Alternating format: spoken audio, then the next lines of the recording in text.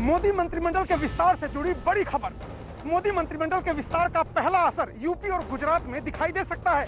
UP और गुजरात के नेताओं को जिस तरह से केंद्रीय मंत्रिमंडल में प्रतिनिधित्व दिया गया है और उनका महत्व बढ़ाया गया है, उसे मोदी का मास्टर स्ट्रोक कहा जा रहा है। 2022 में यूपी और गुजरात में होने वाले विधानसभा चुनावों को देखते हुए मोदी ने समीकरण बैठाया है। मोदी सरकार के दूसरे कार्यकाल के पहले कैबिनेट विस्तार का बड़ा गणित और इनसाइड स्टोरी समझिए।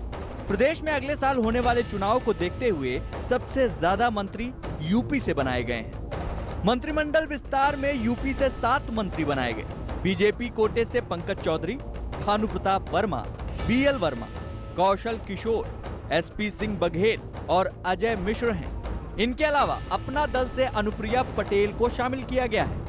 मंत्रियों के जातिगत समीकरण और क्षेत्रीय संतुलन को बनाने का ख्याल रखा गया है। कैबिनेट विस्तार में यूपी से 3 दलित, 3 ओबीसी और 1 ब्राह्मण मंत्री को जगह दी गई है। पीएम मोदी ने कैबिनेट विस्तार के जरिए यूपी में जातीय और क्षेत्रीय संतुलन साधने की कोशिश की है।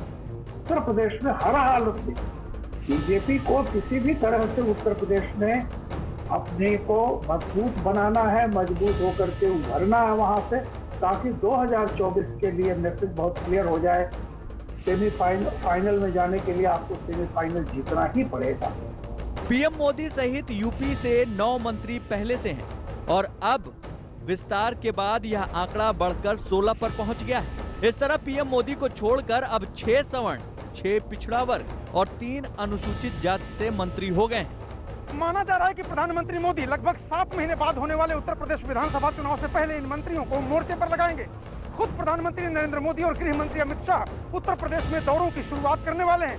प्रधानमंत्री नरेंद्र मोदी अपने संसदीय क्षेत्र वाराणसी में कई परियोजनाओं की शुरुआत करने वाले हैं। यानी चुनाव तक नेताओं के आने जाने का सिलसिला चलता रहेगा।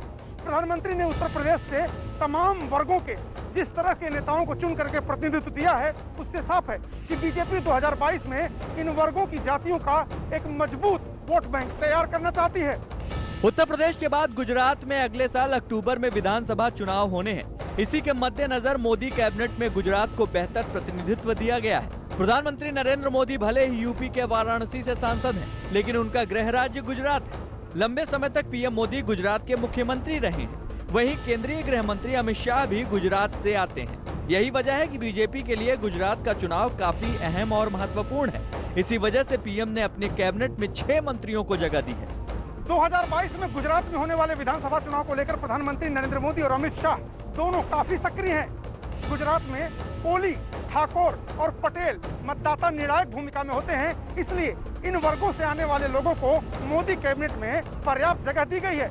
यानी मोदी ने अपने मंत्रिमंडल विस्तार में गुजरात के उन नेताओं को शामिल किया है जिनका मजबूत आधार है और उसी वोट बैंक के सहारे 2022 की जंग वो जीतना चाहते हैं।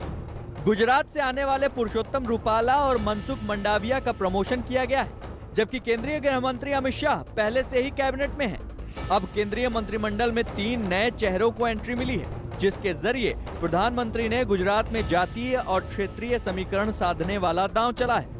सौराष्ट्र, मध्य और दक्षिण गुजरात को प्रतिनिधित्व मिला है। खेड़ू के देवू सिंह चौहान, सुरेंद्र नगर के डॉक्टर महेंद्र मुंजपुरा और सूरत की दर्शना जरदोश को कैबिनेट में जगह मिली है। देवू सिंह चौहान ओबीसी हैं, जबकि दर्शना जरदोश दक्षिण गुजरात का प्रतिनिधित्व करती हैं। डॉक्टर महेंद्र मुंजपुरा कोली समुदाय से आते हैं। वहीं पुरुषोत्तम रूपाला कदवा पाटीदार हैं और मनसुख मांडविया लेउआ पाटीदार हैं।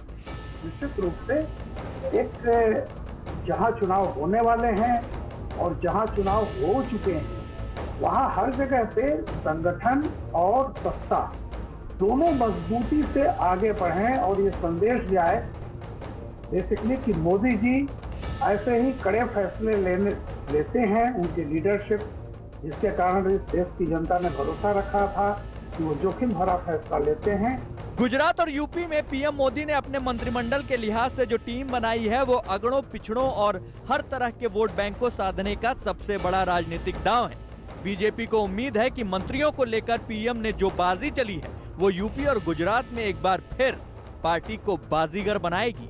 मोदी के मंत्रिमंडल में हर राज्य को जगह दी गई है। उत्तर से दक्षिण तक और पूरब से पश्चिम तक हर राज्य को उचित प्रतिनिधित्व दिया गया है। जानकार मानते हैं कि प्रधानमंत्री ने जो कैबिनेट चुनी है वो मिशन मोड पर सरकार की योजनाओं को आम जनता तक ले जाने के लिए काम करेगी। चूंकि इस मंत्रिमंडल विस्तार में परफॉर्मेंस ही सबसे बड़ा क्राइटेरिया था, इसलिए ऐसे नेताओं को तरक्की दी गई है जो आने वाले उत्तर प्रदेश और गुजरात के विधानसभा चुनाव में पार्टी को फायदा पहुंचाएं।